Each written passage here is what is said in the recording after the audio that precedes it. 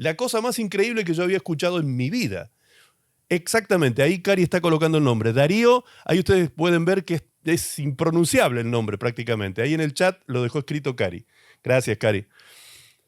Es realmente increíble lo que dijo este varón. Ahí está de nuevo, ¿sí? Mireya lo vuelve a compartir. Es SZ Taj, no sé qué. Es un apellido impronunciable realmente. Strugentragen, sí, más o menos eso, sí. Bien, el punto es que este hombre termina diciendo lo siguiente. Que yo le presté tanta atención a esa entrevista porque dijo desde la filosofía una cantidad de cosas, dijo, tan importantes para el análisis, y mucho más desde una cosmovisión cristiana, porque el periodista, en otro momento de la entrevista, cuando recién iniciaba la entrevista, le pregunta a este varón, ¿qué sentido tiene la vida? ¿Qué sentido tiene la vida? Qué pregunta, ¿no? Para un filósofo, nada menos. Y el filósofo le contesta, la vida tal cual como se presenta no tiene sentido.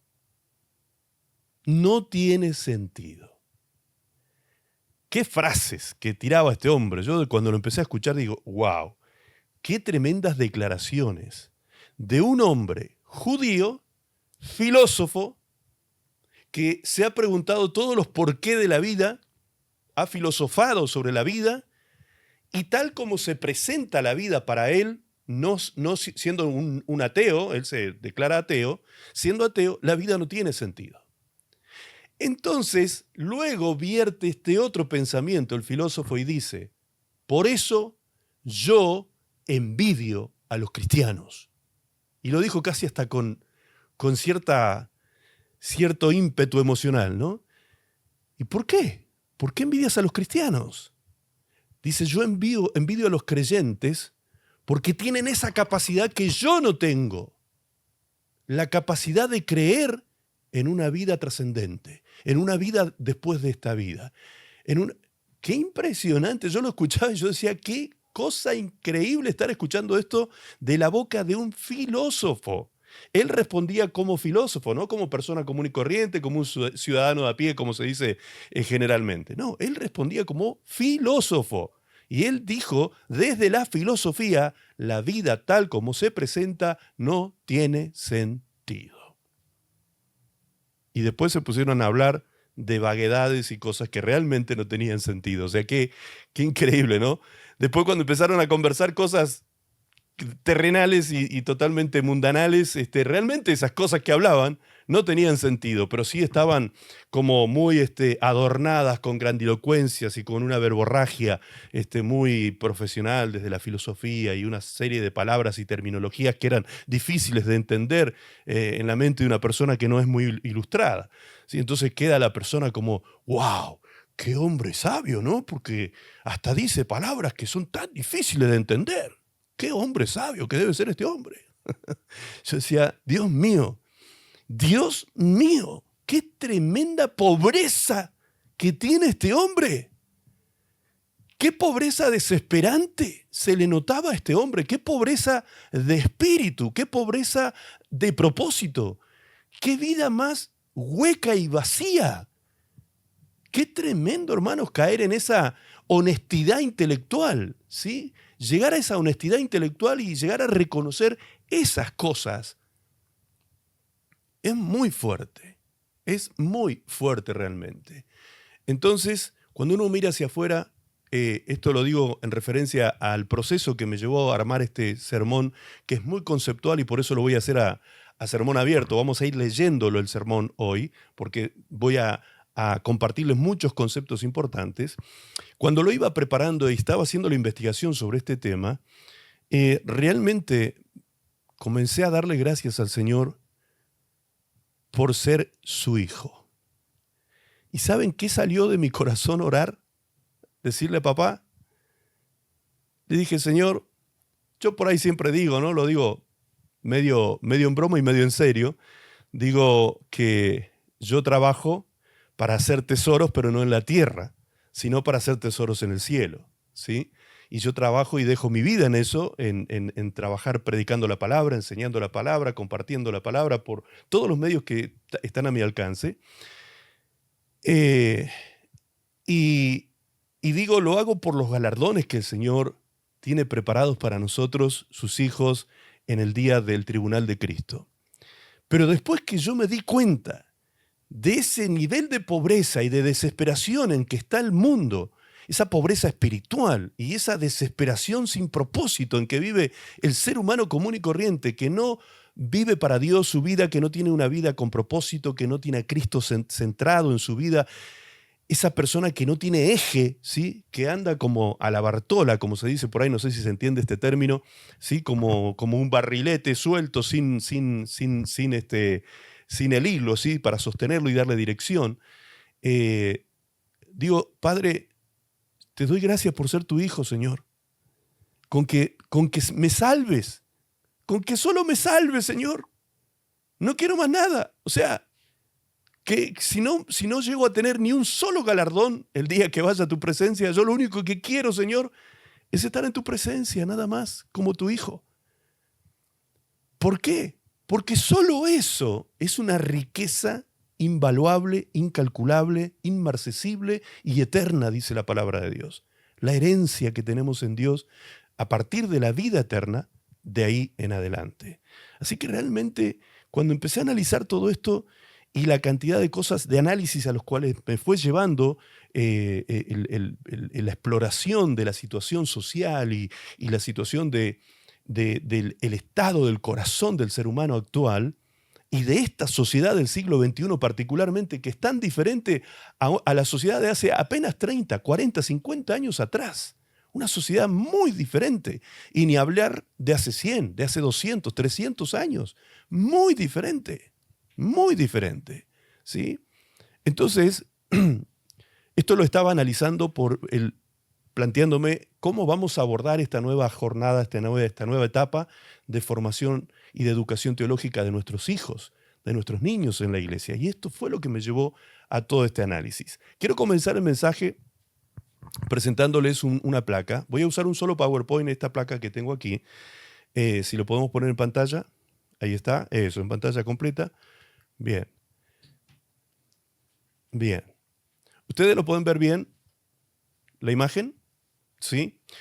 Pueden ver ustedes que de un lado de la imagen hay un piso de un edificio muy lujoso, con un piano de fondo, unos sillones súper cómodos, unas esculturas que seguramente son carísimas, una vista, una panorámica maravillosa con unos ventanales gigantescos, lo cual invita a entrar a ese lugar a solamente pasarlo bien, a disfrutar de ese lugar, a descansar en ese lugar, a disfrutar de la música, de ese piano, ¿sí? De la belleza, del arte que se presenta en aquel lugar.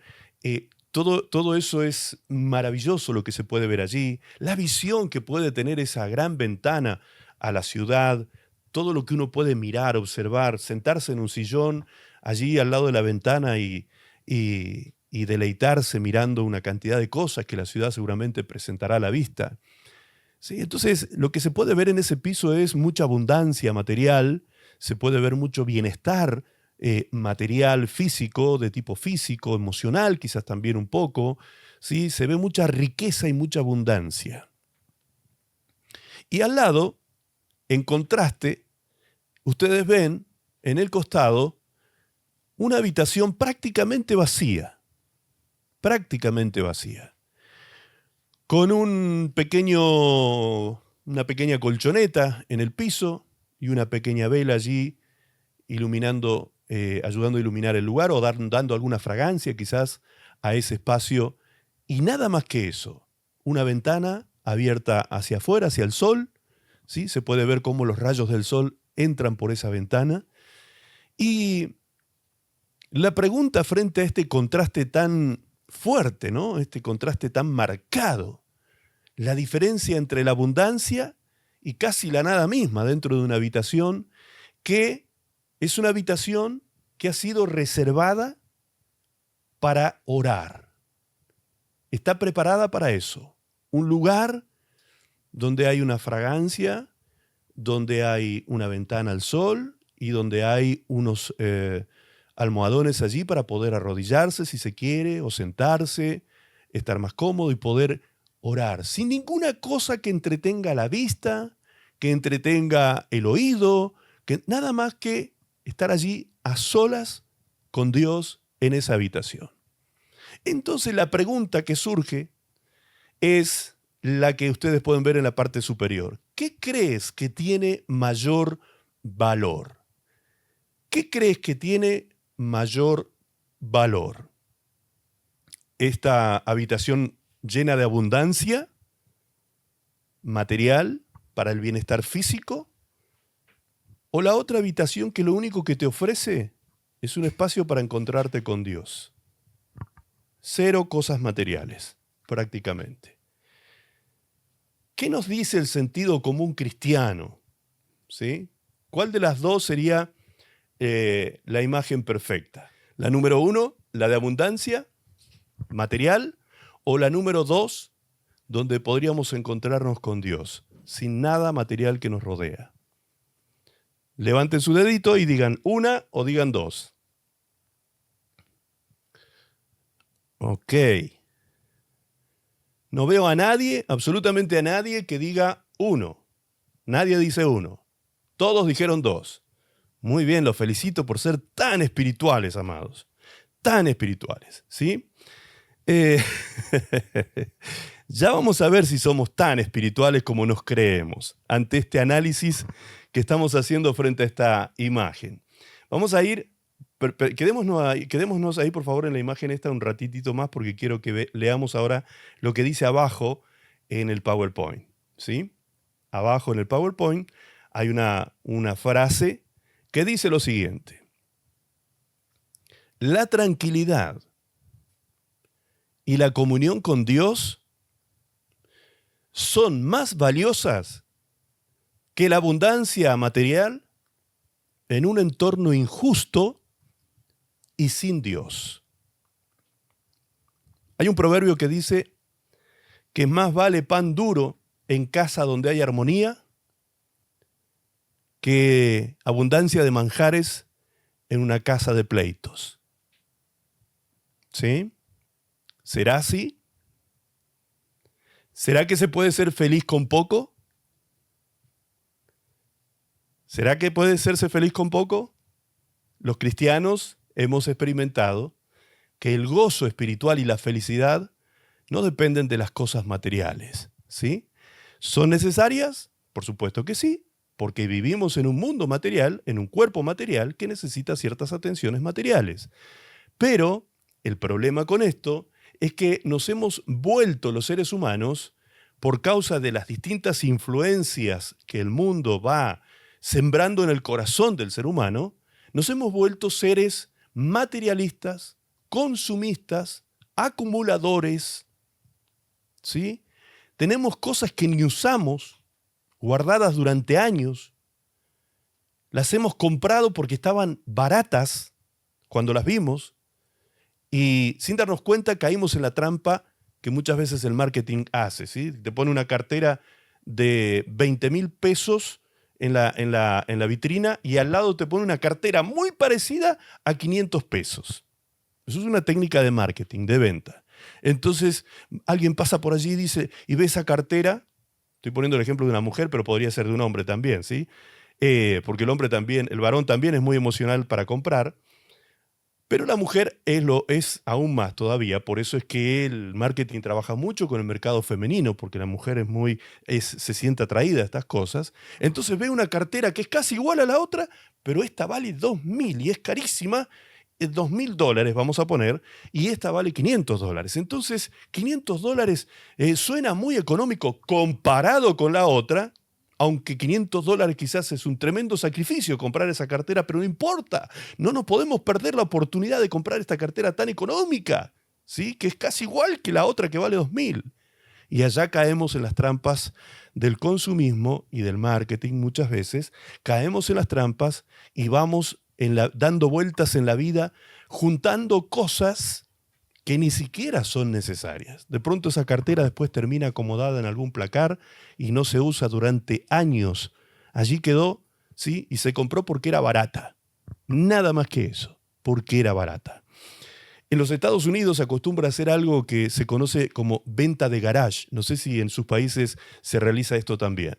Pero en los Estados Unidos es algo muy común que los días sábados en las casas se abran los garages de las casas, que generalmente son muy grandes, son preparados para 4 vehículos generalmente. Una familia tipo tiene unos 4 autos o vehículos que ingresan en estos garages y que se llenan de cosas que compran y que nunca las usan prácticamente, o nunca las usan, algunas están hasta con las etiquetas recién comprados y demás, como recién comprados, pero han estado allí amontonados por mucho tiempo en ese garage. Entonces cada tanto sacan eso a la vereda, ¿sí? Ellos tienen allí, generalmente también es algo muy usual allí, que las casas no tienen cercos adelante, no tienen cerramientos como tenemos generalmente nosotros, sino que están abiertos con jardines, grandes jardines adelante, con césped o cosas así, y ahí muestran todo lo que hay, sacan todo lo que han acumulado por mucho tiempo. Y aquella cartera que costó $500 y que estuvo durante años escondida en un placar, en un closet,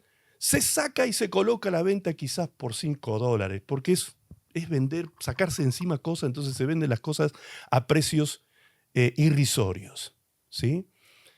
Y así funciona. Así va dando vuelta el mundo, así va dando vuelta el mercado, así va dando vuelta la vida, así van pasando los años y la gente se sacrifica y se sacrifica y se sacrifica trabajando.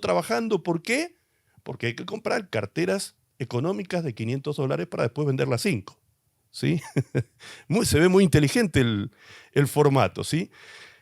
Estoy siendo irónico, por supuesto. Entonces, ahora sí vamos a ir al análisis de lo que quiero que veamos una vez que hemos visto esta imagen contrastante tan fuerte, que espero que nos haga reflexionar un poco, nos movilice un poco las neuronas y podamos comprender que lo más importante no radica en cosas materiales, sino en cosas que son eternas, que no son tangibles, y eso está hasta estudiado científicamente. El ser humano tiene 10 necesidades vitales limitadas en 10. Solo 10, nada más que 10.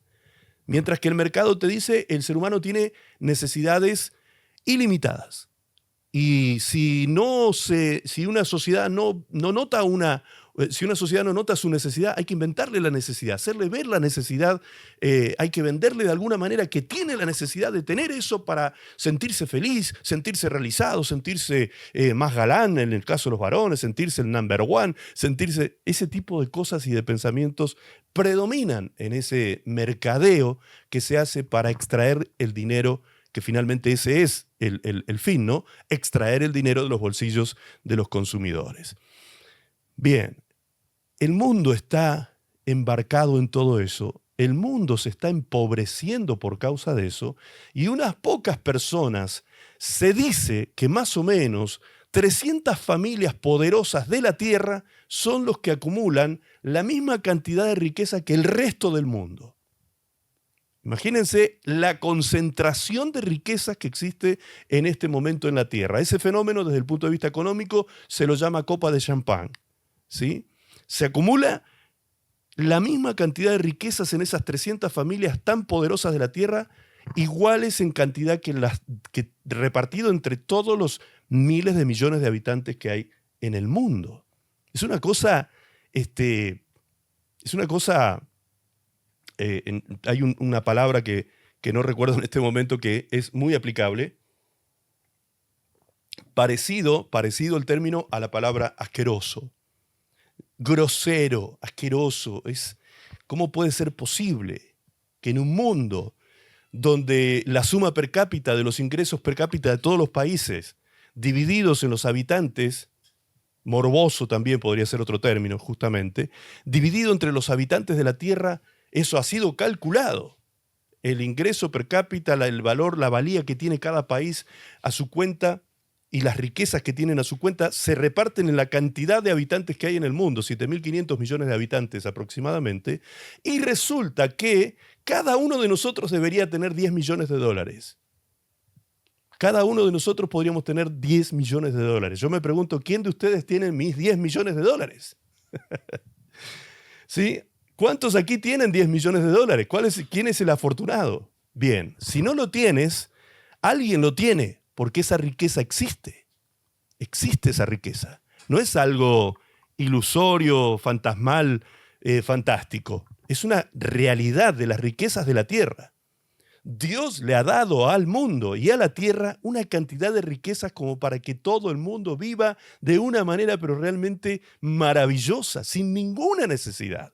Entonces, cuando se pregunta a la gente y dice, la gente muchas veces que no entiende estas cosas justamente y no llega a estos análisis un poquito más finos de estas realidades, muchas veces las personas dicen, no, pero ¿y dónde está Dios? Es que los niños se mueren de hambre en África. ¿Dónde está Dios cuando pasan necesidades en los países islámicos y persiguen a la gente y matan gente? ¿Dónde está Dios?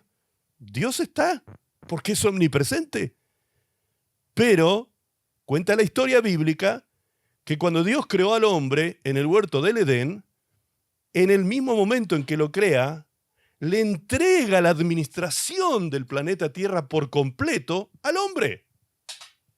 Por lo tanto, el hombre es quien debe señorear y sojuzgar, como dice Génesis 2:28, señorear y sojuzgar, es decir, administrar, gobernar con justicia, con equidad, toda la tierra.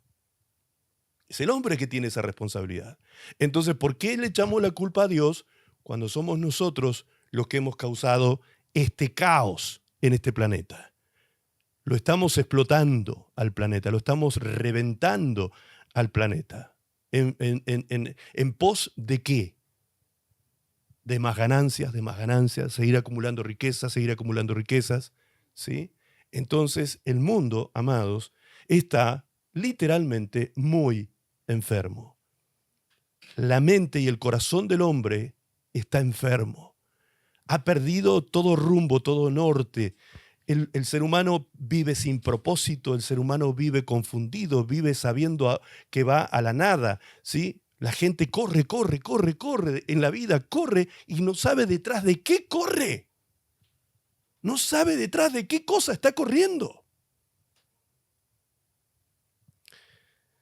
Vamos a entrar en el mensaje de hoy. El mensaje se llama Más allá de lo material. Dos puntos, la herencia de la vida abundante.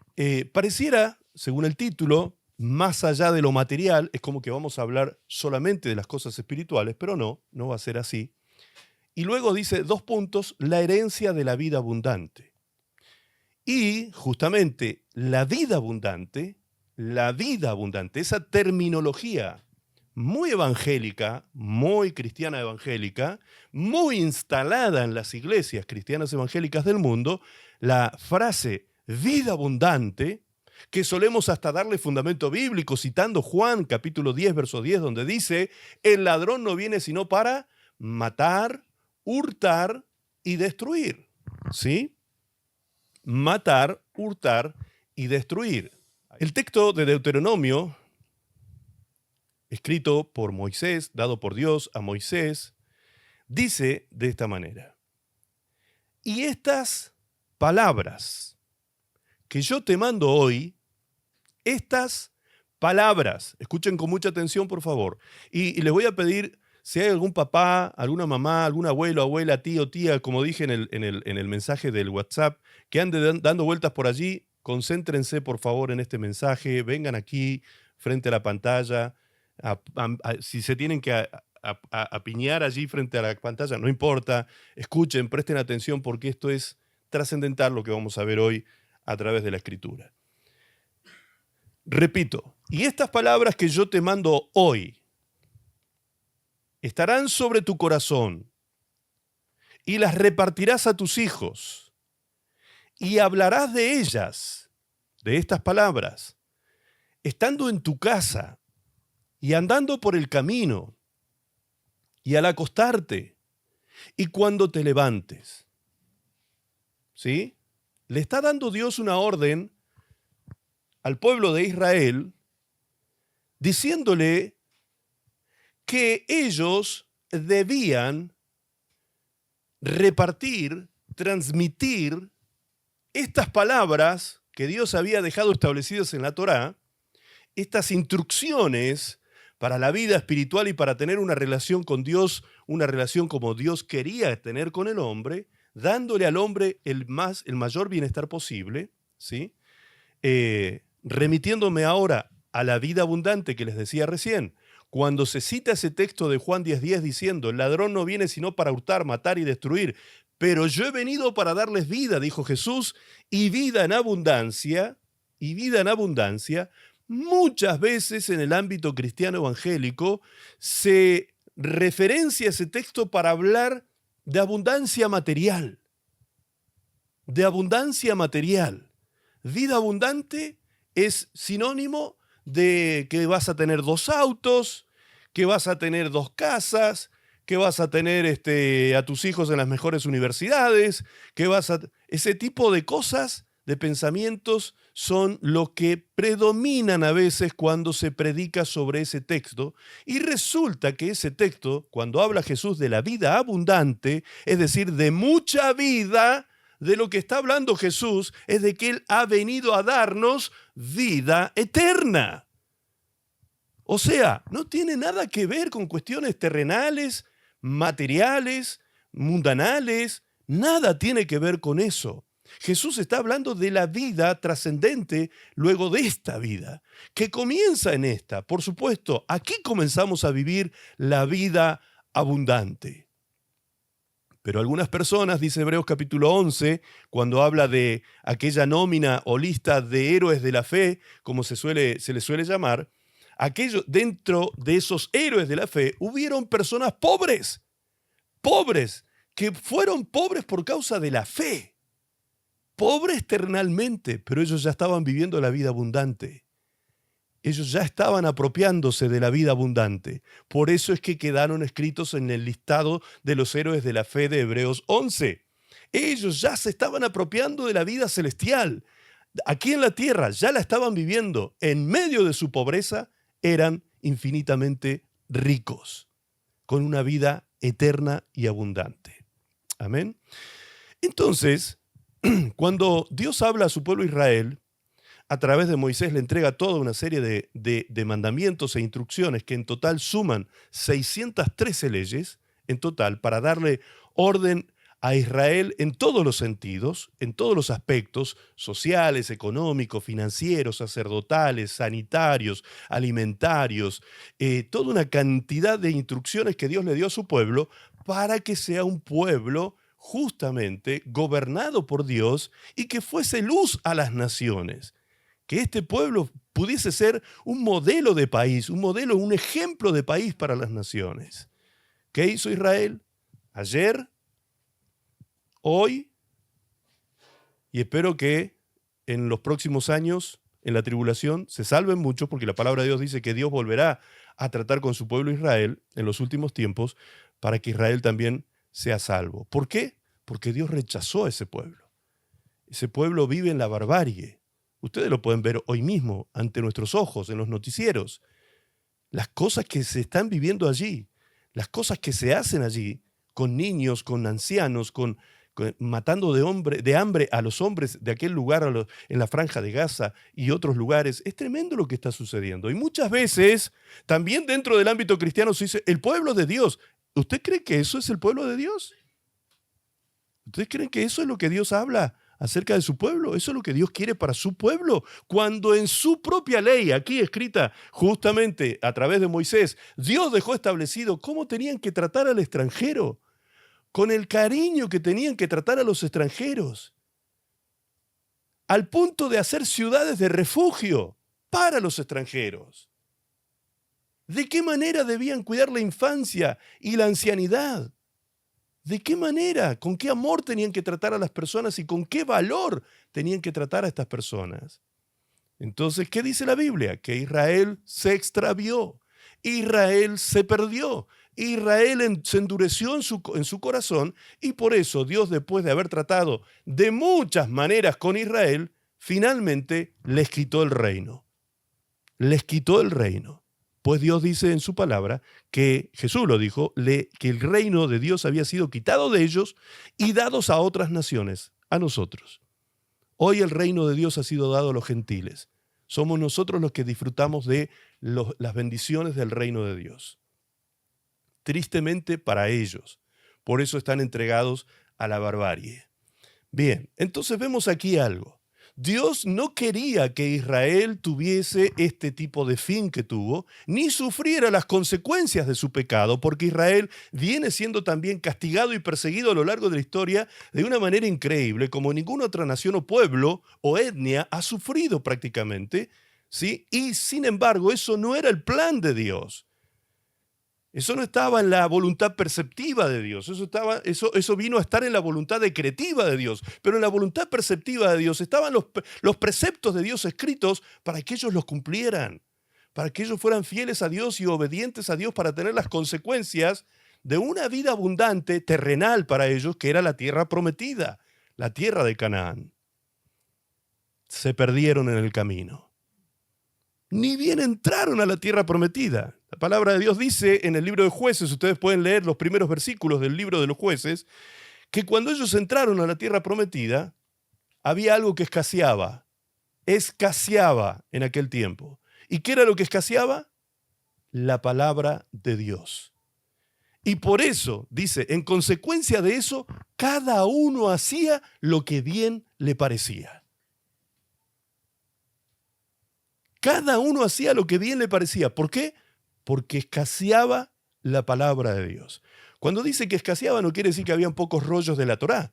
Lo que está diciendo es que no había conocimiento de la palabra porque se rechazó el conocimiento de la palabra de Dios. No se promovió el hecho de buscar a Dios y el conocimiento de su voluntad en la Torá, que eran apenas unos pequeños libros. Ustedes pueden buscar en sus Biblias.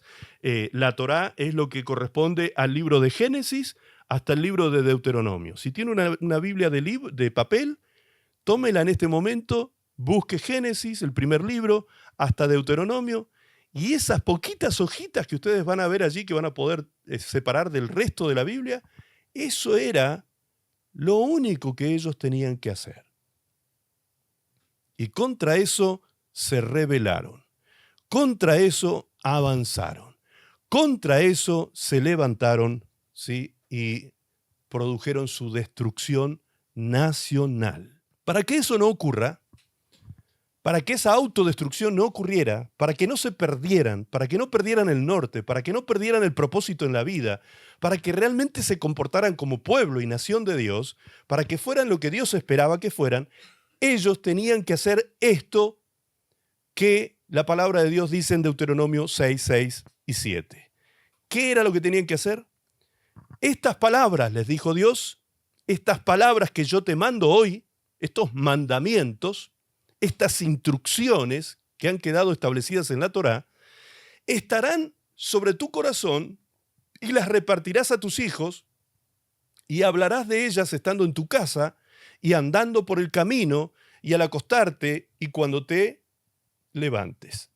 Es decir, que Dios les estaba enseñando a los padres que la mejor herencia que le podían dejar a sus hijos no era la tierra prometida que fluía leche y miel, no era la tierra donde iban a poder cosechar en abundancia y criar animales en abundancia y levantar grandes casas, inmensas mansiones para su bienestar físico. No, lo que Dios les estaba diciendo a los padres que le debían dejar a los hijos como legado y como herencia era la palabra.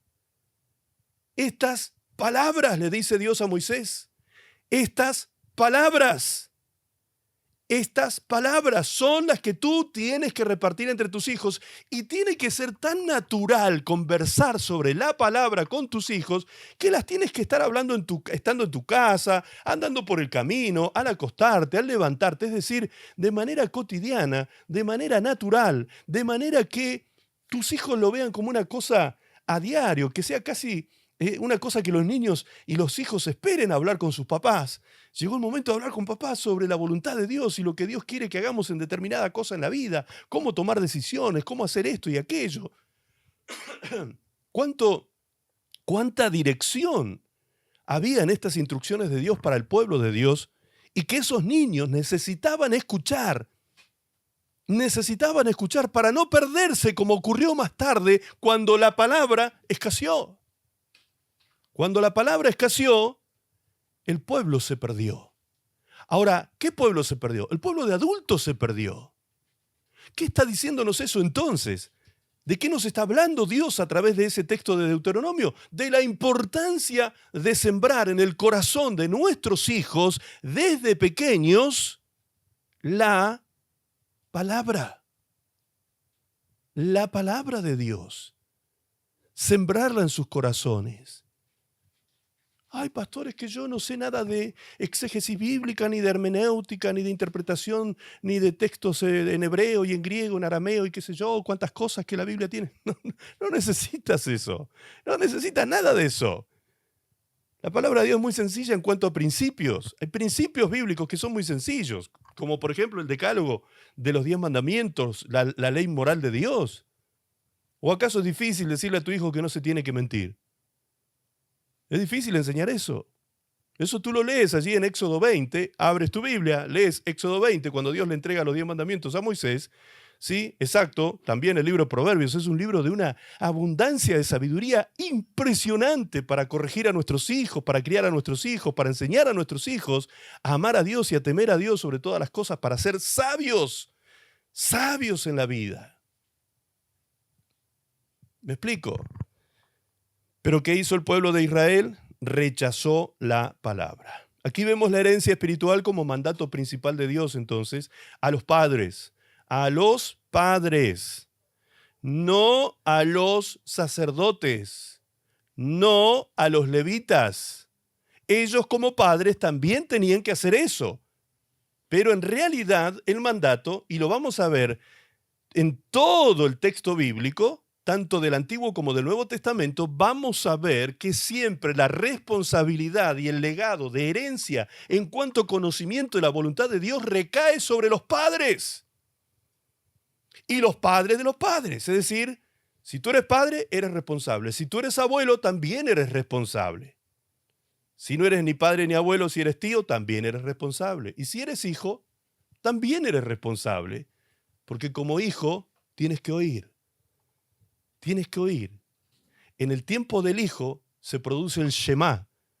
La palabra hebrea Shema tiene que ver con aquello de escuchar con atención para entender, con el fin o propósito de obedecer. ¿Sí? Son cosas que tenemos que enseñarles a nuestras generaciones para que ellos puedan crecer, criarse, instruidos en la palabra del Señor. Justamente, Proverbio 22:6 es uno de los proverbios que dice: instruye al niño en su camino y cuando fuere viejo no se apartará. Es decir, que el adulto que se aparta es muy posible, no siempre será así, pero es muy posible que tuvo una falencia o una carencia de educación bíblica cuando niño. El adulto que no encuentra el norte en la vida, que no encuentra su propósito en la vida, que no encuentra, que es como un velero sin timón, que anda llevado por aquí, por allá, por las olas del mar y por el viento de los mares, va para un lado y para otro y no llega a nada. Corre y corre y corre en la vida sin llegar a ningún lugar. ¡Qué vida más triste! ¡Qué vida más sin sentido! Una vida sosa, hueca. Ahora, de pronto decimos, bueno, pero eso es lo que vive la gente del mundo. Bien. Dios le estaba hablando a su pueblo aquí en este texto. No le estaba hablando a la gente de las naciones. Le estaba hablando a su pueblo. Somos nosotros los responsables de transmitir a las generaciones venideras la voluntad de Dios. Porque si no, tus hijos, tus nietos, tus bisnietos, tus tataranietos van a repetir el mismo pecado generación tras generación. Eso dice la palabra de Dios en Éxodo capítulo 20, verso 4. Allí dice que hay un pecado llamado idolatría, ¿sí? Cuando dice no te harás imagen ni escultura de ninguna cosa que esté arriba en los cielos, ni en la tierra, ni en las aguas debajo de la tierra, no te postrarás ante ellas, ni las honrarás, no les darás culto, porque yo soy Jehová tu Dios, fuerte, celoso, que visito la maldad de los padres sobre los hijos hasta la tercera y cuarta generación de los que me aborrecen. hijo, nieto, bisnieto, tataranieto. Repitiendo la misma iniquidad y pecado. Y Dios visitando generación tras generación para llamarlos a arrepentimiento y cambio de vida. Una y otra vez, una y otra vez. Y sin embargo, generación tras generación no se arrepienten. Y se autodestruyen. ¿Me explico? Entonces, amados, muchas veces caemos en el error de culpar a terceros o culpar al ambiente del mundo que ha perdido a nuestros hijos. No, no, amados, nuestros hijos se crían con nosotros y somos nosotros los responsables de sembrar en sus corazones. Cuando hablamos de corazón hablamos de mente, recuerden siempre eso. La palabra de Dios, que cuando sean grandes no se van a olvidar de lo que recibieron en casa cuando eran pequeños.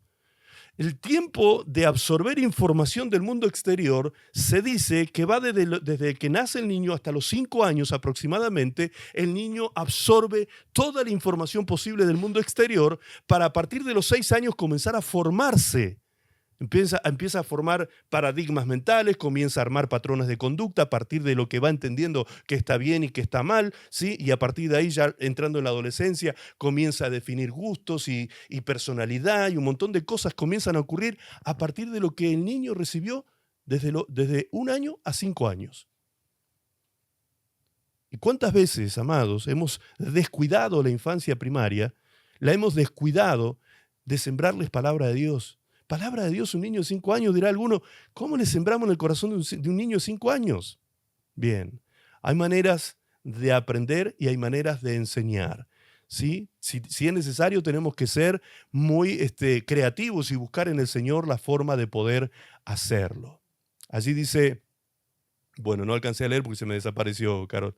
A ver qué decía Carol, si me lo pueden mostrar. Buenas tardes, amados hermanos, dice. ¿Es ese? No. El problema es que en la escuela bíblica se pasan pintando animalitos del arca de Noé. Exactamente, Carol. Exactamente. Entonces, ¿cuál es el problema con esto? Mire, la escuela bíblica, vamos a hacer un poquito de historia antes de entrar en el mensaje de lleno. La escuela bíblica. ¿Cuándo nace la escuela bíblica? Las escuelas dominicales, que se llegaron a llamar escuelas dominicales, ¿cuándo nacieron? ¿Por qué nacieron y para qué nacieron? ¿Cuál es el propósito por lo cual aparecen estas escuelas dominicales? Las escuelas dominicales nacen en la década del 70 de 1800. 1870 nacen en Inglaterra. En Inglaterra, en la época de la explosión y la revolución industrial, cuando los niños, que eran súper pobres, trabajaban hasta 12 horas por día. Los niños trabajaban en ese tiempo. Los niños, todos los niños de ese tiempo eran analfabetos. No sabían ni leer ni escribir. Solo eran animales de trabajo en las industrias de la época. Se los reventaba trabajando a los niños en ese tiempo. Entonces, el movimiento de iglesias protestantes, que era muy fuerte en Inglaterra, comenzaron a abrir espacios los días domingos, por eso se les llamó escuelas dominicales. ¿Por qué los domingos? Porque era el único día de la semana que le daban descanso a los niños. El único día de la semana, porque hasta el sábado trabajaban. El domingo era el único día que los niños tenían para descansar, para estar libres de la labor de 10, 12 horas diarias de trabajo forzado, terrible, ¿sí? Demoledor para esos niños. En ese tiempo es que nacen las escuelas dominicales en las iglesias protestantes históricas de Inglaterra. Y se crean estos espacios para poder sacar a los niños de esa vida desesperante en la que estos niños estaban. Entonces los niños comenzaron a primero ser alfabetizados. En las escuelas dominicales, lo primero que se empezó a hacer con esos niños que no estaban en escuelas, que no estaban alfabetizados, se les empezó a enseñar a leer y a escribir. ¿Y saben qué texto leían los niños? ¿Cuál era el libro de texto que utilizaban para la lectura? La Biblia. La Biblia. La Biblia comenzó a ser el libro por excelencia de uso en las escuelas dominicales. Entonces, al mismo tiempo que aprendían a leer, al mismo tiempo incorporaban principios y valores que empezaron a transformar la mente de esos niños. Y empezaron a salir de esa esclavitud en la que estaban y comenzaron a darse cuenta que en Dios ellos podían ser diferentes y salir de ese tipo de vida y buscar una vida diferente y transformada y revolucionaron la mente de los niños de esa época. Al punto que luego los misioneros que llegaron a Estados Unidos ya vinieron con esto incorporado y por eso en los Estados Unidos tomó con mucha fuerza, esto fue muy fuerte, que los mismos misioneros utilizaron para trabajar.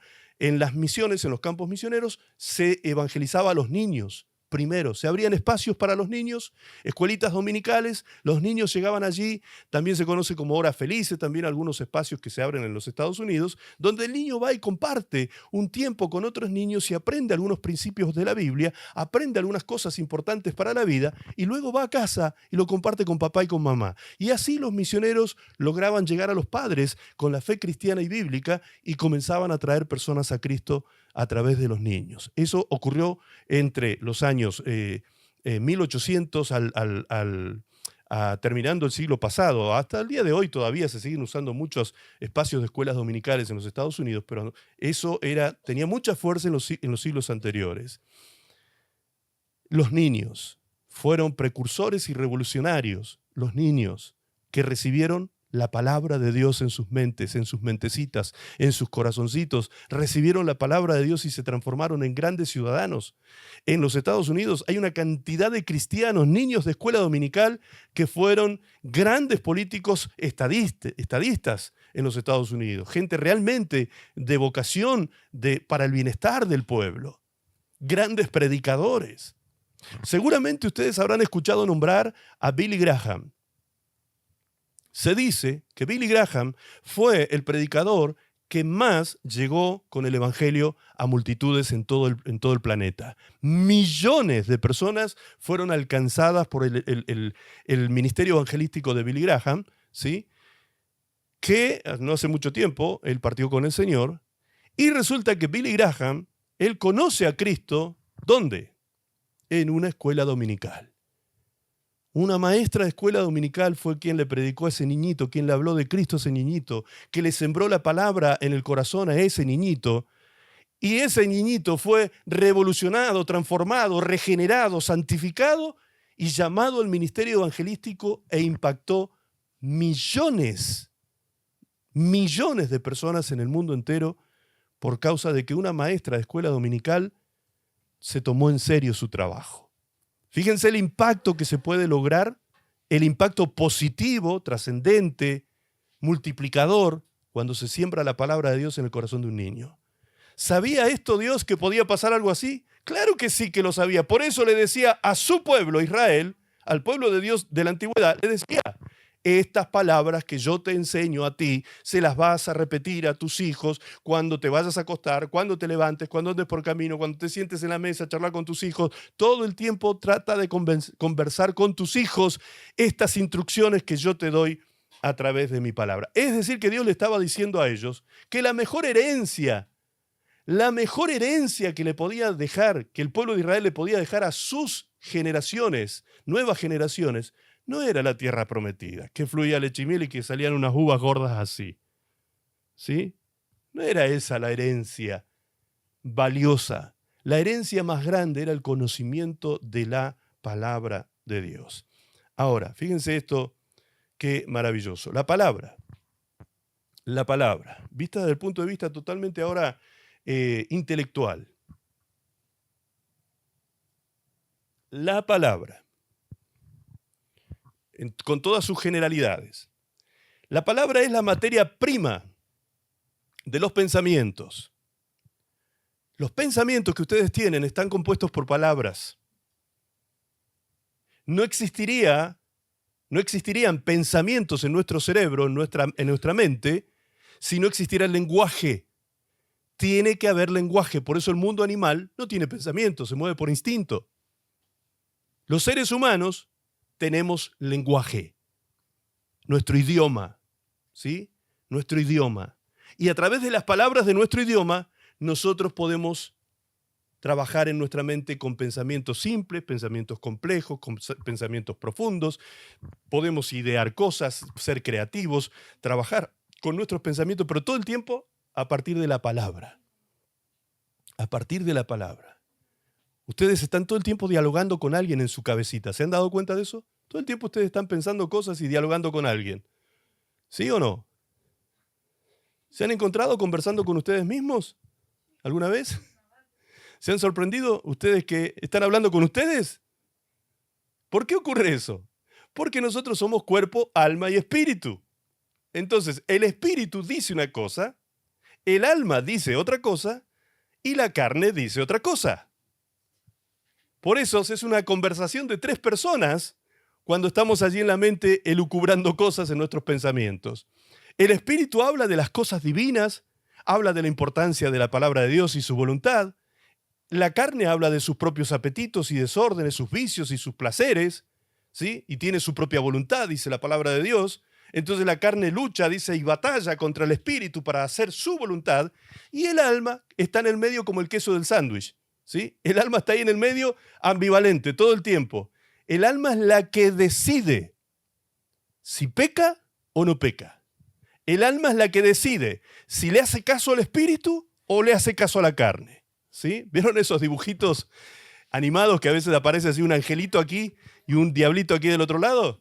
Bien, y más o menos eso, algo parecido a eso sería el diálogo entre el espíritu y la carne.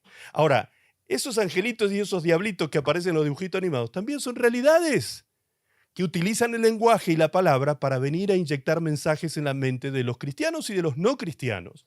Pensamientos destructivos en el caso de los demonios, pensamientos de edificación en el caso del Espíritu Santo y los ángeles de Dios. ¿Sí? Entonces, ¿cuántas voces escuchamos nosotros durante el día? Escuchamos un montón de voces. Y no es que estemos esquizofrénicos, ¿sí? No son alucinaciones auditivas. No, son reales. Son reales. ¿Ok? Ahora, todo ese berenjenal de diálogos y de temas que tratamos a diario en nuestra mente, en nuestro corazón, se produce a partir del lenguaje o la palabra. La palabra. La palabra es la materia prima del pensamiento. Sin lenguaje no hay pensamiento. Por lo tanto, los pensamientos se fundan en la palabra, en las palabras, en palabras. Por lo tanto, hay que hacerse esta pregunta. ¿Qué tan importante es esto? ¿Será tan importante que en nuestra mente haya algún tipo de palabra que actúe sobre nuestras conductas, nuestra forma de ser, o nuestra personalidad, o nuestra formación, o lo que sea de nuestra vida? Bien, fíjense lo que dice Proverbios 4:23. Proverbios 4:23 dice, sobre toda cosa guardada, guarda tu corazón porque de él mana la vida. Entonces, cuando leemos ese texto de una Biblia textual, traducida textualmente, que de pronto está traducida inclusive en un lenguaje del siglo XV, del siglo XVI, actualizada en 1960, pero aún quedó con muchas formas de diálogos antiguos o palabras antiquísimas. Entonces, por ahí leemos eso y decimos, ¿será que tengo que ir al cardiólogo? ¿Será que tengo que hacer cita con el cardiólogo para cuidar mi corazón porque de él mana la vida? ¿Sí? Bien, pero resulta que entendíamos que el corazón, la mente, el alma, la psiquis, la palabra griega psiché, de donde viene la palabra psiquis, significa también alma. Al mismo tiempo significa alma. Esa palabra griega es la que se utiliza para la palabra alma en la Biblia. Entonces, cuando dice que guardemos nuestro corazón, si el corazón entendemos que es nuestra mente, porque de él mana la vida, ¿qué es lo que nos está queriendo decir este texto? Bueno, para eso, fíjense cómo evoluciona el lenguaje, cómo va evolucionando la palabra, el lenguaje a través de los siglos va evolucionando y se nos va aclarando el panorama a partir de versiones que han ido siendo modernizadas y actualizadas en el lenguaje. Fíjense qué notorio que es esto. La versión NTV dice, sobre todas las cosas, cuida tu corazón, utiliza otra vez el mismo término, corazón, Porque o sea, el corazón, determina el rumbo de tu vida. Ok. Entonces, cuando dice, sobre todas las cosas guarda tu corazón, porque de él mana la vida, no es que emanan la sangre por causa de las pulsaciones del órgano llamado corazón, no estaba hablando de eso. Está hablando del rumbo que va a tomar tu vida y mi vida, el rumbo, el destino, el camino que vamos a trazar en esta vida a partir de lo que ocurre en nuestro corazón. Sigamos leyendo, versión TLA. Y sobre todas las cosas, dice, cuida tu mente. Y ahí lo dice con toda claridad. Ya no dice cuida tu corazón. Sobre todas las cosas, cuida tu mente. Ahora, si partimos el texto palabra por palabra, lo primero que tenemos que notar es que esto es algo que tenemos que hacer sobre todas las cosas que hacemos a lo largo de toda la vida. Sobre todas las cosas, o ante todas las cosas que querramos hacer a lo largo de toda la vida, lo más importante que existe en nuestro transitar humano es cuidar nuestra mente. Más allá de cuidar tu trabajo, cuidar tus relaciones humanas, cuidar tu economía, tus finanzas, tus proyectos de vida, tu profesión, tu fama, lo que sea que tú quieras cuidar, más allá de cuidar cualquiera de esas cosas que pueden tener su valor, más allá de todo lo que tú tienes que cuidar, dice la palabra de Dios, es tu mente. Porque ella es la fuente de la vida. La fuente de la vida. De allí mana la vida, de allí se fluye la vida. De allí se marca un destino, se marca un rumbo en la vida. Ahora, fíjense cómo lo dice la PDT. Esta termina de decirlo absolutamente claro. Dice, ante todo, en vez de decir cuida tu mente, dice cuida tus pensamientos. Cuida tus pensamientos. ¿Por qué tengo que cuidar mis pensamientos? Porque ellos, ¿qué cosa? Tus pensamientos controlan la vida. Ahí está la clave. O sea que si yo tengo pensamientos vamos a suponer, me menoscabo, me subestimo, tengo un complejo de inferioridad y vivo pensando que soy inadaptado para todo, inadecuado, inútil. Si yo vivo pensando esas cosas, ¿cómo creen que me voy a sentir? El sentimiento y las emociones son producto de los pensamientos. Entonces, si yo me pienso así, me voy a sentir inútil. Voy a tener sentimientos asociados a eso, a ser inútil, inadecuado, inadaptado, no doy con la talla, no sirvo para nada, dependo de todo el mundo, ando buscando la aprobación de todo el mundo, hasta del vecino de enfrente, que todos me tienen que aprobar para ver si yo puedo dar un paso o no en la vida. ¿Sí? Entonces, ¿es gravitante o no es gravitante cuidar los pensamientos? Absolutamente. Porque los pensamientos van a producir emociones y sentimientos. Y los sentimientos y emociones son los que comandan las conductas. Las conductas. ¿Ustedes han escuchado hablar del lenguaje gestual? ¿Han escuchado hablar de eso? Seguramente. Lenguaje gestual, o también se divide en dos partes, lenguaje conductual y lenguaje gestual. Las personas tienen y comunican a través del lenguaje gestual y conductual el 92% de lo que está dentro de ellos. Lo comunican con el cuerpo. Y el 8% lo comunican con la boca, con palabras. Esos son, los especialistas en comunicación lo han dividido de esa manera. Solo el 8% comunicamos verbalmente y el resto, el 92%, se divide en dos partes casi por igual, de lenguaje gestual y lenguaje conductual. Entonces, si una persona se siente inútil, inadecuado, se siente de esa manera, sus emociones están embargadas por ese tipo de pensamientos y emociones, ¿cómo creen ustedes que será su cuerpo? ¿De hombros erguidos? ¿De pecho, sacando pecho? ¿Sí? Y con una caminada firme, un caminar firme y que cuando da la mano te aprieta la mano esa persona porque tiene confianza en sí mismo? ¿Será así su lenguaje gestual? ¿O será alguien que camina de hombros caídos, de cejas en dos aguas por la vida, víctima de todo, ¿sí? Y camina por la vida mirando con miedo hacia sus costados porque se siente inadecuado hasta socialmente? Lo que el hombre piensa de sí mismo, eso es, dice la palabra. Eso es. Lo que la psicología ha descubierto. Ciertas escuelas de psicología dicen, por cuanto el hombre piensa, siente, y por cuanto siente, actúa. Eso lo ha descubierto, eso no lo inventó la psicología, lo descubrió la psicología. Por eso es que el psicólogo trabaja en los paradigmas de la mente. Trata de desterrar paradigmas y colocar nuevos paradigmas para que cambien tus patrones de conducta. ¿Y cómo hace el psicólogo para que eso ocurra? Hablando. El psicólogo no te puede dar una sola píldora. El psicólogo no está habilitado legalmente para medicarte con nada. Y sin embargo, un psicólogo puede ayudar en cierta medida, no en todas las cosas, pero en muchas cosas puede ser muy útil para transformar la vida de una persona, ayudándolo a partir de la palabra, de lo que le comunica y le instala en la mente, es decir, en el corazón, a esta persona que está como su paciente. De allí han nacido otras ciencias o pseudociencias por ahí como la programación neurolingüística y cosas semejantes. ¿Sí?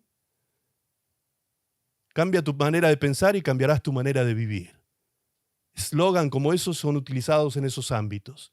Ahora, todo eso que el hombre fue descubriendo a partir de las distintas ciencias, ya estaba escrito en la palabra de Dios hace 3000 años.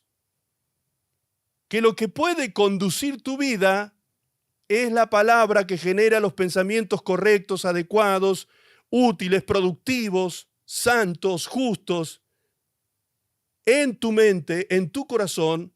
Cuando eres desde pequeño, si absorbes eso, cuando grande tú vas a caminar por la vida direccionado por la palabra de Dios. Por la palabra de Dios. Allí se manifiesta la paternidad de Dios, poniéndonos Dios límites, poniéndonos Dios ejemplos, siendo Dios para con nosotros coherente, no como nosotros los seres humanos, que muchas veces somos incoherentes. Decimos con la boca una cosa y con el cuerpo hacemos otra. Como dicen en Chile, el hermano Gatica. Predica, pero no practica. ¿Sí? Entonces, eso no es el ideal para un hijo de Dios. Por lo tanto, si la palabra es tan importante porque genera pensamientos y los pensamientos, emociones, sentimientos y conductas, ¿qué es lo que tiene que entrar en este corazón, en esta mente, en esta alma? ¿Qué es lo que tiene que entrar para que mi vida cambie y sea transformada por completo? La palabra de Dios. ¿Cuántas palabras escuchas tú durante el día? ¿Cuántas palabras escuchas? Palabras dichas en canciones, palabras dichas en los noticieros, palabras dichas leyendo en las redes sociales hoy en día que está tan de moda. Palabras, mensajes. Todo el día está siendo bombardeado tu corazón con mensajes y tú estás permitiendo que todos esos mensajes entren allí sin ningún filtro quizás. Y se comienzan a instalar, se inoculan en tu mente y comienzan a instalarse. La palabra de Dios dice que se concibe la iniquidad. La iniquidad es algo que se concibe en el corazón. La iniquidad es la maldad profunda. Es eso precisamente, cuando el hombre en su corazón y mente comienza a planificar cómo pecar. ¿Cómo pecar? Con eso tiene que ver la iniquidad. Y esa iniquidad se alimenta de pensamientos. Y esos pensamientos Satanás sabe qué tipo de pensamientos tiene que sembrar en tu corazón para destruir tu vida. Entonces, ¿quién es el responsable de poner filtros? ¿Quién es el responsable de tamizar las cosas que van a entrar en tu mente y corazón? ¿Quién es el responsable de eso? Tú eres el responsable. ¿Qué dice Dios en su palabra? tú le dirás a tu hijo.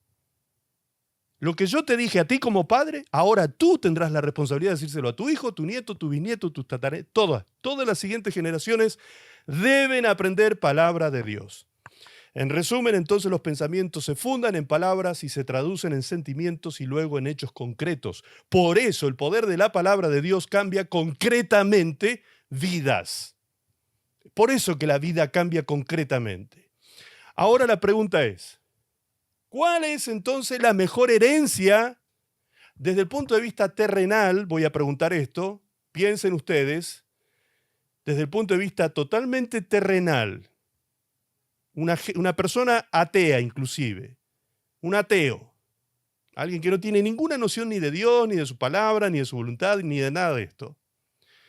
¿Cuál es la mejor herencia que le puede dejar ese ateo a sus hijos? Como dice aquí la pregunta, ¿cuál es la mejor herencia que le podemos dejar a nuestros hijos en términos humanos y terrenales? ¿Cuál es el dicho que abunda en la gente generalmente de clase pobre o clase media? Cuando los ricos hablan de herencia, hablan de money. Generalmente hablan de cuestiones materiales. Pero el que no tiene esa riqueza material, ¿qué piensa cuando piensa en herencia? ¿Cuál es la mejor herencia que le puedo dejar a mis hijos? Muchos opinan que la mejor herencia que le pueden dejar a sus hijos es la educación. Una educación. Conocimiento. Conocimiento. La educación es educar el pensamiento. Tiene que ver con eso. Educar el pensamiento. Educar el corazón de nuestros hijos. Ahora, la mayoría de las personas de la tierra piensan eso. Inclusive muchos multimillonarios. ¿Se acuerdan ustedes de este hombre muy famoso que fundó Apple? Recuérdenme el famoso hombre ¿cómo era que se llamaba el apellido? ¿Alguien se acuerda? Multimillonario, uno de los hombres más ricos del mundo. ¿Nadie lo recuerda? Steve Jobs. Steve Jobs, ahí me acordé. Steve Jobs. Miles de millones de dólares. Miles de millones de dólares. ¿Saben cuánto le dejó de herencia a cada uno de sus hijos? Creo que tenía 3. Ustedes podrían pensar, bueno, unos miles de millones a cada uno de sus hijos le habrá correspondido. Pues en los Estados Unidos existen leyes que tienen que ver con herencia, que el heredero no puede reclamar más de lo que el que dejó el testamento ha decidido, ¿sí? Hay otros países que no, como Argentina. Acá en Argentina no existe tal cosa, entonces acá los hijos reciben por partes iguales la herencia de los padres. En Estados Unidos no es así.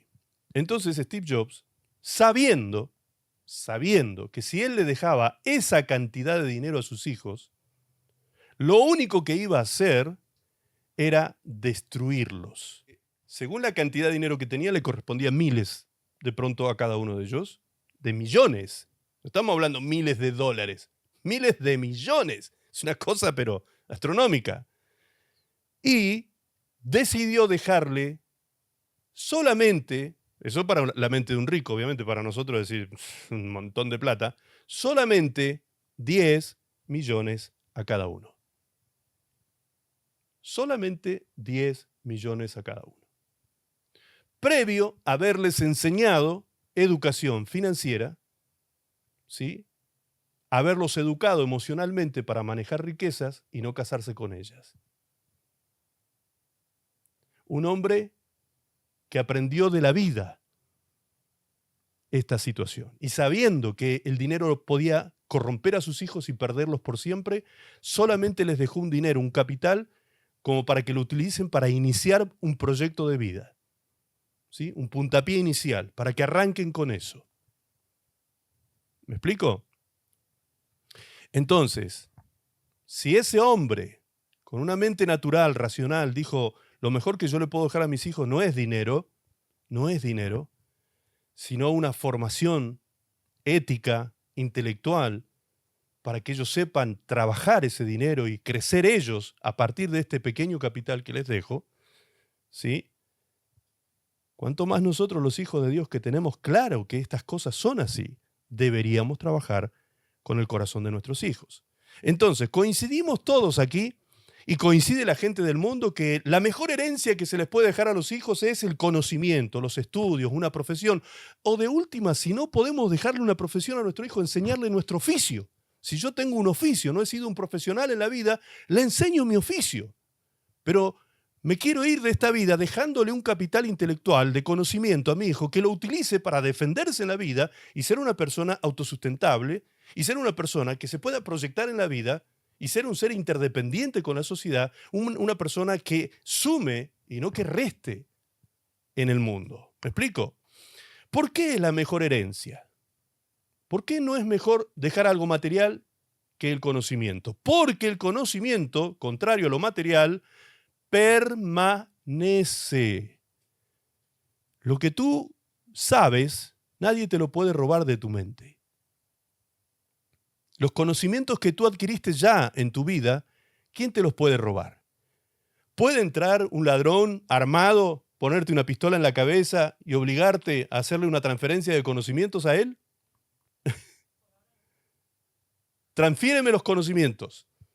¿Sí? Claro que no. Claro que no. Porque el conocimiento, contrario a lo material, permanece y lo material, por lógica, se desvanece. Se desvanece. Es lo que se conoce como ley de entropía, la segunda ley de la termodinámica. Las cosas se van degradando, se van envejeciendo, se van... Es lo que dijo Jesús. Jesús dijo, no hagas tesoros en la tierra porque eso lo corrompe el orín, la polilla se lo come, eso no vale para nada. Hacé tesoros en el cielo, viviendo una vida conforme a la voluntad de Dios. Bien, entonces, coincidimos que el conocimiento en todos los órdenes de la vida es lo más valioso que le podemos dejar a nuestros hijos. Por ahí de pronto se dice... por ahora no se puede transferir conocimiento a otra persona, ¿sí? Recién acabo de escuchar una vocecita que andaba por ahí dando vueltas, acá en el estudio, que hizo ese comentario. Por ahora no se puede. Bien, pero aunque se pudiera transferir el conocimiento, que de hecho sí se puede, porque lo que hace un maestro, lo que estoy haciendo yo en este momento, lo que hace un maestro, un docente en el colegio, en el aula, es transferir conocimiento. Se transfiere el conocimiento, pero el conocimiento mío queda aquí. Queda aquí. Lo que tiene el poder del conocimiento es que se multiplica en otros. Se puede multiplicar, pero nadie te lo puede robar de tu mente. ¿Sí? ¿Se entiende ahora? Tratando de responder esa vocecita que andaba dando vuelta acá. Bien.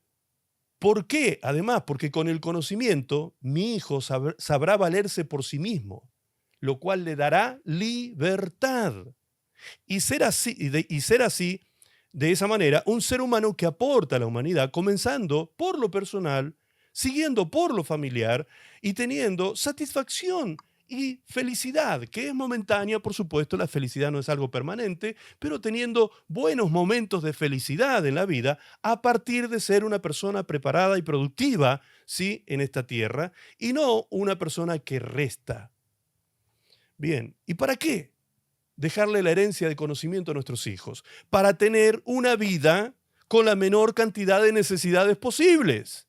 Es feo cuando pasamos necesidades, cuando tenemos crisis, problemas, dificultades por causa de que carecemos de ciertas cosas, ya sean materiales o inmateriales. Siempre es algo crítico pasar por momentos así. Entonces, la menor cantidad de necesidades posible, lo cual se traduce en una menor cantidad de problemas posibles, lo cual conlleva una vida más satisfecha, más saludable y feliz. Por eso es que pensamos los adultos en que lo mejor que le podemos dejar a nuestros hijos es el conocimiento, la preparación intelectual, académica, profesional, en lo posible, todo lo que esté a nuestro alcance para dejarle esa que es la mejor herencia a nuestros hijos. ¿Sí o no? Lo piensa el mundano y lo piensa el cristiano. Todos coincidimos generalmente en que esa es la mejor herencia. ¿Será lo mismo?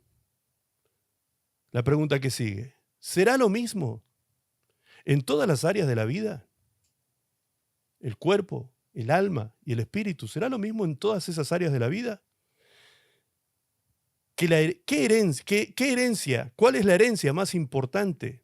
Entonces, que la herencia más importante sería el conocimiento, perdón. Que la herencia más importante sería el conocimiento. ¿Será que es así para el cuerpo? ¿Será que es así para el alma? ¿Será que es así para el espíritu? Que en todos estas partes de la trilogía humana, ¿sí? Todas estas partes necesitan del conocimiento. ¿Será así? ¿Será la mejor herencia para cada parte del ser humano? Bien, la pregunta entonces a responder es, ¿qué estamos haciendo en cada una de ellas? ¿En qué áreas nos vemos más comprometidos con nuestros hijos? Porque estamos hablando partiendo de Deuteronomio, cuando nos dice el Señor, transmite esto a tus hijos. Y los hijos a sus hijos, y esos hijos a sus hijos, es decir, hijos, nietos, bisnietos, tataranietos, y así sucesivamente. Bien, materialmente, cuando hablamos de proveer para nuestros hijos, nuestra familia, materialmente, ¿qué necesitamos proveerles? Alimento, vestimenta, ropa, calzado, techo. Esas son cosas materiales, ¿sí? La pregunta siguiente es, ¿cuántas horas del día trabajamos para eso? Para proveerle a nuestros hijos de esas cosas necesarias para su cuerpo carnal, material. ¿Cuántas horas del día trabajamos? Bien, si trabaja solo uno del matrimonio, puede trabajar entre 8 a 10 horas diarias, contemplando también el tiempo de traslado al trabajo, que muchas veces lleva mucho tiempo trasladarse, y si tú trabajas 8 horas y te trasladas 1 hora de ida y 1 de vuelta, ya estás contando 10 horas dedicadas a la labor fuera de casa para poder traer el pan diario, la vestimenta y poder tener un techo donde resguardar a tu familia, ¿sí? Si trabaja uno. Ahora, si trabajan dos, que es parte de la modernidad, trabaja papá y trabaja mamá. Y si los dos trabajan 8 horas, 9 horas, 10 horas por día, sería equivalente a 16, a 18 y a 20 horas de ausencia de paternidad y maternidad de tus hijos. Ausencia de paternidad y maternidad que tienen tus hijos todos los días de su vida. Todos los días de su vida. Atención a este análisis que vamos a hacer ahora. En lo emocional, ¿qué le proporcionamos a nuestros hijos? En lo material ya dijimos estas cosas, ¿sí? Lo reducimos a eso, porque en realidad cuando ya tú empiezas a pensar en lo material también quieres tener tu autito, quieres tener tu casita de fin de semana a la orilla del mar, ya algunos se empiezan a animar a más cosas y quieres tener una inversión para la vejez y que quieres comprarte otra casa y trabajar y trabajar y trabajar y trabajar para amontonar, ¿sí? A fin de darle al cuerpo todo lo que el cuerpito quiere consumir. Muy bien. No digo que eso esté mal, estoy diciendo en qué se te van las horas de tu vida, ¿sí? Y si estamos realmente siendo tan espirituales como cuando arrancamos esta prédica. Recuerdan que cuando arrancamos dijimos, no, lo más valioso es ese cuarto vacío que no tiene nada más que un almohadoncito para que yo me arrodille a orar y a estar con Dios. Más importante que lo que estaba al lado, ¿sí? Todos coincidíamos que eso era lo más importante de la vida. Bien, les dije, vamos a ver si somos tan espirituales. En lo emocional, ¿qué le proporcionamos a nuestros hijos? Algunas de las cosas que podríamos proporcionarle a nuestros hijos son la gestión de las emociones. ¿Cuánto trabajas? ¿Cuántas horas al día te dedicas a enseñarle a tus hijos a gestionar sus emociones? ¿De qué estamos hablando cuando hablamos de gestión de emociones? La gestión de las emociones se refiere a la capacidad de identificar, comprender y regular las emociones propias y ajenas de manera efectiva. No se trata de eliminar o reprimir las emociones, sino de manejarlas de forma saludable para afrontar situaciones difíciles y tomar decisiones más acertadas. ¿Es útil y necesario eso para la vida humana? Claro que sí. Por supuesto que sí. ¿Cuántas horas ocupas con tus niños, con tus sobrinos, con tus nietos, con tus bisnietos, para enseñarles a gestionar sus emociones? ¿Cuánto? ¿O solamente inhibes a tu hijo diciéndole, acá las cosas se hacen como yo digo porque yo soy papá y acá el que manda soy yo. Así que usted se calla la boca y obedece. ¿Cuántas veces inhibimos la personalidad de nuestros hijos al no tener con ellos razonamientos, argumentaciones, discusiones, debates, promoviendo el diálogo familiar para que las cosas tengan argumento, las cosas tengan lógica? ¿Qué pasa cuando un niño se cría en ese ambiente represor del pensamiento? ¿Saben lo que ocurre? Ese niño, cuando es adulto, anda buscando la validación de todo el mundo. No puede desarrollarse como profesional, no puede desarrollarse en la vida social, no puede desarrollarse en distintas áreas de la vida. ¿Por qué? Porque está inhibido, ¿sí? Necesita escuchar a alguien que le diga, ¿eso está bien o eso está mal? Si le dice eso está mal, bueno, no se discute porque aquel que tiene la voz más fuerte, como la mamá o el papá, que cuando era chico le gritaba y le decía, no, acá se hacen las cosas como yo mando, como yo digo, sin lugar a discusión, pues entonces ese adulto está atrofiado en su personalidad y necesita andar buscando validación todo el tiempo. Pregunta todo el tiempo, ¿será así como jefe? Habla con el jefe y le dice, jefe, ¿será así que hay que hacer las cosas? Y al jefe le tiene la cabeza así, preguntándole mañana, tarde y noche cómo hacer las cosas. Y el jefe de pronto le dice, pero yo ya te enseñé cómo se hace eso, yo ya te dije 10.000 veces cómo se hace eso, ¿y por qué me volvés a preguntar? Porque está buscando validación, porque no tiene pensamiento crítico, independiente, porque no tiene iniciativa propia, no tiene sentido común, no ha logrado desarrollar eso desde niño.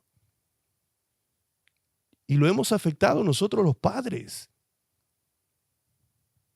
¿Me explico? Entonces, cuando empezamos a hacer estos análisis con el equipo de la escuela para niños, la escuela bíblica para niños de aquí de CCBM, cuando empezamos a trabajar con ellos dijimos, miren, yo creo que después de esta charla que hemos tenido, más que una escuela para niños, vamos a necesitar una escuela para los padres. Una escuela para padres. ¿Sí o no? ¿Qué dicen ustedes? Necesitamos aprender a ser padres, porque no tenemos modelos en este mundo. La palabra de Dios nos enseña un montón de cosas, pero ¿qué pasa? No hemos adquirido el conocimiento bíblico como padres para volcarlo en nuestros hijos tampoco. ¿Y qué hacemos para aquietar la conciencia, la voz de la conciencia? Enviamos a nuestro niñito a la escuelita dominical. Y dejamos que la formación espiritual, valórica, en el corazón de nuestros niños sea llevada a cabo por personas que ni conocemos, que no sabemos si están calificadas por Dios para hacer ese trabajo, que no sabemos si tienen los conocimientos para realizar esa tarea. Pero nosotros como padres, ahí está, ahí aprenden Biblia los niños. Y andás a ver qué herejía le están enseñando a tu hijo ahí en ese lugar. Tu papá y tú, mamá, son los responsables absolutamente de la crianza y formación de tus hijos. La iglesia hará una parte con esos espacios educativos, pero el todo, la mayor parte de ese todo, ocurre en el seno familiar. Ahí es donde ocurre la parte más importante. ¿Sí? Allí es donde hay que trabajar duro y parejo, papá y mamá. No, vos dedicate a la educación de los chicos que yo voy a salir a trabajar afuera a traer el pan, como muchas veces se suele escuchar en algunos matrimonios. Esto es de a dos, amados. La paternidad ausente, hay un libro escrito por Josh McDowell que se llama La homosexualidad. Él como psicólogo escribe en ese libro que uno de los caldos de cultivos de la homosexualidad en el varón es la falta de paternidad. La falta de un padre presente y que tenga lo que tiene que tener como padre. ¿Me explico? Ay, pastor, me está incomodando con lo que dice. Y si no te lo digo yo, el verdulero no te lo va a decir. ¿Sí? Entonces, dale gracias al Señor que hay alguien que te lo dice. Dale gloria a Dios. Yo fui el primero que tuve que analizar esto, recibir esto desde hace muchos años, para aprender a criar a mis hijos. Y doy gloria a Dios hoy porque mis hijitos están sirviendo al Señor, aman a Dios y guardan la voluntad de Dios en sus vidas. ¿Pero por qué? Porque desde niñitos ellos tuvieron espacios conmigo era, papá, ¿por qué esto? ¿Y por qué lo otro? ¿Y por qué allá? ¿Y por qué acá? Y yo hablaba con ellos y discutíamos temas y debatíamos, ¿sí? Eso era importantísimo. Permitirle a nuestros hijos que tuvieran pensamiento crítico. No que yo vengo y me impongo porque soy el macho de la casa. ¿Sí? ¿El macho qué? El macho menos. Porque no estás produciendo nada productivo en la vida de tus hijos. ¿Me explico? Es importantísimo, amados, esto que estamos tratando hoy. Esto es uno de los mensajes más importantes que hemos compartido aquí en los 6 años de CCBM, se los puedo asegurar. Uno de los mensajes más importantes. Otra cosa que nosotros debemos darle a nuestros hijos para alimentar su alma es ejemplos coherentes. Ejemplos coherentes. ¿De qué estoy hablando? Los padres dan ejemplos coherentes a sus hijos cuando sus acciones y palabras son consistentes. Esto significa que lo que dicen y cómo actúan deben estar alineados, especialmente en temas de valores y normas. Por ejemplo, si se espera que los hijos sean amables, los padres también deben ser amables. Si se espera que sean honestos, los padres deben ser honestos. ¿De qué sirve que le digas a tu hijo, no mientas? Si mientras le estás diciendo que no mienta, de pronto suena la puerta, llaman a la puerta, tocan el timbre, miras por la mirilla y ves que viene un cobrador y le dices a tu hijo, sal tú a atender y dile que no estoy. ¿De qué sirve que le hayas enseñado a tu hijo que no debe mentir? ¿Cuánto crees que va a durar eso en el corazón de tu hijo? De hecho, no solo dejaste sembrada una mala semilla con un mal ejemplo, incoherente ejemplo en el corazón de tu hijo, sino que además, a partir de ese momento, tu hijo va a empezar a pensar de ti que eres un hipócrita. Que eres un hipócrita. Mira qué bonito el ejemplo paterno que estamos dando si actuamos de esa manera. 3, autoconocimiento del ser. Estoy hablando en la parte almática por el momento, ¿sí? Pero el autoconocimiento del ser también implica el cuerpo y el espíritu. El autoconocimiento del ser. En lo emocional, el autoconocimiento emocional es la capacidad de comprender y reconocer las propias emociones, así como las de los demás, y cómo éstas influyen en el comportamiento y las relaciones interpersonales. Implica ser consciente de los propios sentimientos, pensamientos y reacciones, así como de sus causas y consecuencias. ¿Es importante autoconocernos entonces? ¿Por qué reacciono como reacciono cuando me dicen tal cosa? ¿Por qué tengo tal impulso? ¿Por qué no me puedo dominar cuando me hacen tal cosa? ¿Por qué reacciono así? ¿Por qué pienso así? ¿Por qué me siento de esta manera cuando alguien me trata de esta forma? Autoconocerte en tu alma. Saber por qué pasan esas cosas es muy importante. Y que tu hijo lo sepa es muy importante que aprenda a conocerse. Porque si no, lo que vas a criar es un frustrado. Es un frustrado. Alguien que no aprendió a gestionar sus emociones, que no tiene autoconocimiento y se siente como se siente porque se siente como se siente y punto. No tiene explicación para eso. Entonces se siente así porque se siente así y no sabe por qué se siente así. Y esa frustración lo embarga, lo enoja, lo llena de ira. Y tú empiezas a ver que ese niñito que empieza a crecer de esa forma, comienza a manifestar una personalidad en su adolescencia de rebeldía, de enojo contra todo el mundo, de ser antisocial. ¿Qué faltó allí? Faltó trabajar en el autoconocimiento. ¿Y quién va a trabajar esa área en el corazón de tu hijo? ¿Tu vecino? ¿La maestra de la escuela? No, la responsabilidad de la maestra es enseñarle cuánto es 2 más 2. No de autoconocimiento de las emociones. ¿Me explico? Ahora tú puedes decirme, sí, pastor, pero lo que pasa es que yo he carecido de esas cosas también en la vida. Bueno, trabaja buscando ese conocimiento. El conocimiento no se adquiere mágicamente.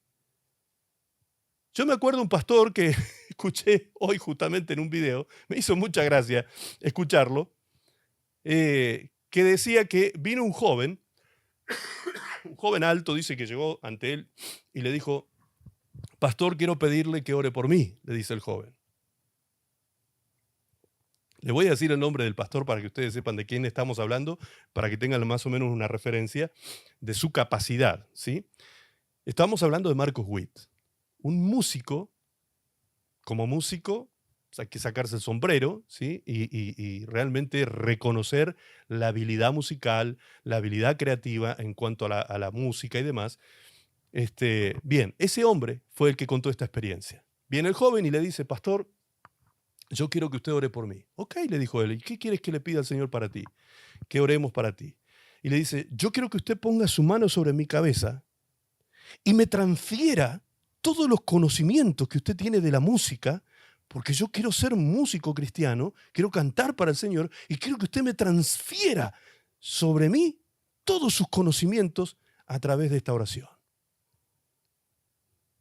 Entonces el pastor dice que le dijo al joven, bueno, vamos a orar, le dijo, vamos a orar. Comenzó a orar e hizo esta oración. Padre, te pido que saques de este varón esta flojera que tiene, Señor. Esta vagancia que tiene, Señor. Quítale, Señor, esta flojera. En el nombre de Jesús. Y dice que el pibe abrió los ojos grandes, el muchacho. ¿Pero qué estás pidiendo, pastor? Estoy pidiendo al Señor que haga esa obra porque tú quieres tener mis conocimientos. ¿Sabes cuántos años estudié yo? Para empezar a tocar profesionalmente, 17 años. 17 años tuve que estudiar para poder manifestar el talento musical como lo manifiesto. ¿Y tú quieres que yo venga en una oración mágica a hacerte a transferirte ahí mágicamente mis conocimientos? ¿De dónde sacaste semejante cosa? El conocimiento se trabaja, el conocimiento se suda, el conocimiento es sacrificio, el conocimiento es disciplina, el conocimiento no viene a ti mágicamente. Papá, mamá, ocúpate de eso. No tienes muchos años para hacerlo, son pocos los años pasan muy rápido y cuando te des cuenta tus hijos se van a estar yendo de tus manos a una vida incierta y desierta si tú no haces el trabajo que tienes que hacer como padre. Pero también son importantes el autoconocimiento, dijimos, físico, en cuanto a lo físico. En lo físico, el autoconocimiento físico es la comprensión profunda de las capacidades, limitaciones y características del propio cuerpo. Implica conocer cómo funciona el cuerpo, qué le sienta bien al cuerpo y qué le hace daño al cuerpo, así como ser consciente de las sensaciones y reacciones corporales. Dentro de ese concepto y de esa definición entra todo lo que tiene que ver, por ejemplo, con la alimentación de tus hijos. ¿Qué le estás dando de comer a tus hijos? ¿Te has nutrido tú primero de conocimiento en cuanto a alimentación para darle una alimentación que nutra a tu hijo, que lo alimente a tu hijo realmente y que le dé un crecimiento saludable orgánicamente hablando? ¿O le das la comida rápida, la comida chatarra y vamos dándole más y vamos como engordando un cerdo, ¿sí? Que después termina enfermo de un montón de cosas a lo largo de la vida? ¿Por qué? Porque no nos ocupamos nosotros como padres en nutrirnos del conocimiento de aquellas cosas que son saludables para nuestros hijos. ¿Sí o no? ¿Estaré tan equivocado en esto que estoy pensando? Ha sido una reflexión seria, amados. Ha sido una reflexión que me ha llevado muchas horas a analizar esta situación y me he dado cuenta, aún me he dado cuenta yo, siendo autorreferente en esto, que nosotros como padres también tuvimos carencias con nuestros hijos. Nosotros no fuimos padres perfectos.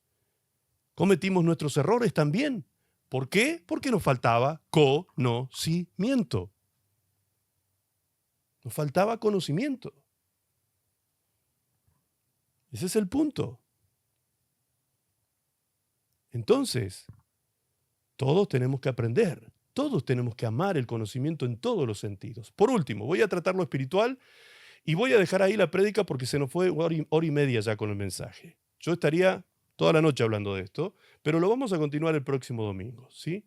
Porque queda todavía mucho por conversar sobre este asunto y no quiero que ustedes como padres se pierdan nada, ¿sí? En el campo espiritual, en el contexto de la vida cristiana, el conocimiento espiritual, el autoconocimiento, perdón, espiritual, se refiere a la comprensión profunda de uno mismo a la luz de la fe, influyendo tanto las fortalezas como las debilidades y cómo éstas se relacionan con la relación con Dios, implica reconocer la propia humanidad, pecaminosidad y la necesidad de la gracia divina, así como identificar dones y talentos dados por Dios para usarlos a su servicio. ¿Trabajamos con nuestros hijos esos temas? ¿Trabajamos lo espiritual con nuestros hijos? ¿Alimentamos lo espiritual en nuestros hijos? Bien, y puedo seguir y seguir y seguir. Miren, tengo aquí 17 hojas leídas, son 54. Así que me parece que vamos a tener para unos 3 domingos con esto. Vamos a tratar temas muy importantes, muy valiosos, para que ustedes sean realmente los padres que Dios quiere que sean, los abuelos que Dios quiere que sean, los bisabuelos, aquellos que tienen esta bendición de ser bisabuelos, que Dios quiere que sean. Porque yo no creo que ustedes quieran tener generaciones perdidas por delante, jóvenes perdidos, jóvenes que desperdician su vida, jóvenes sin valor, jóvenes que están desorientados, jóvenes confundidos, jóvenes que se suicidan por causa de esas condiciones de vida en las que se introducen por falta de conocimiento. Hasta aquí hemos analizado algo. ¿Cuántas horas por día trabajamos para darle pantalones, camisas, papas fritas y McDonald's, la cajita feliz y un techo para que duerma, una camita para que duerma? ¿Cuántas horas al día trabajamos por eso? Si trabaja uno solo, mínimo 8. Si trabajan los dos, 16 horas fuera de casa para poder darle a los hijos eso. ¿Sí? Ahora pregúntense, ¿cuántas horas del día trabajan por esos otros temas que son inmateriales, que tienen que ver con el conocimiento, que dijimos que era la herencia más grande que le podíamos dejar a nuestros hijos? ¿Cuántas horas trabajas en estas pocas cosas que hemos hablado hasta aquí? Parece que no éramos tan espirituales, ¿no? Que elegíamos la habitación vacía con el almohadoncito para estar con Dios. Parece que nos llama la atención más el piso con comodidad, con cosas para la carne, con lo físico, con lo que representa placeres carnales muchas veces. Amados, esto es un llamado que Dios nos hace a todos nosotros, a mí como pastor, porque yo soy parte de la comunidad cristiana, en este caso, soy parte, me toca hacer una parte, ¿sí? Pero a ustedes les toca hacer, creo yo, la más importante, como padres y madres, la más importante. Hijos, los que son hijos, todavía están en condición de hijo, obedezcan a esos padres que están queriendo vivir en el temor del Señor, obedezcan. Ustedes también crezcan en el temor del Señor y en el conocimiento de Dios, porque sus vidas van a ser transformadas, bendecidas, van a ser personas de bien realmente y van a tener la vida consecuente que Dios quiere que tengan cada uno de ustedes. El que diga amén a esto, levante su mano, por favor. ¿Estamos de acuerdo? ¿Estamos de acuerdo? Gloria al Señor, porque la mayoría, creo que todos estamos levantando la mano. Estamos entendiendo entonces la importancia de esto. Gloria al Señor por eso. El Señor les bendiga. Nos despedimos orando, dando gracias al Señor. Padre bueno, te agradecemos en esta tarde por ser nuestro papá ejemplar. Tú sí que eres nuestro Padre ejemplar, Señor. Tú eres coherente. Tú eres un ejemplo. Tú nos inspiras. Señor, tú eres lo que dices que eres y no otra cosa. Gracias por ser fiel, Señor. Gracias, papá, por ser nuestro gran Padre, Padre de todos nosotros. Gracias, Dios, por ser nuestro Señor y nuestro Dios y darnos una vida llena de esperanza, llena de conocimiento verdadero, real y trascendente. Gracias, papá, por todo lo que nos estás dando a través de las Escrituras. Bendigo tu nombre sobre todas las cosas, Señor, y oro para que mis hermanos y yo incluido, todos, Señor, podamos aprender, Dios mío, a guardar nuestro corazón, porque realmente de él mana la vida, Señor. Muchas gracias, papá. En el precioso nombre de Jesús te damos gracias. Amén y amén.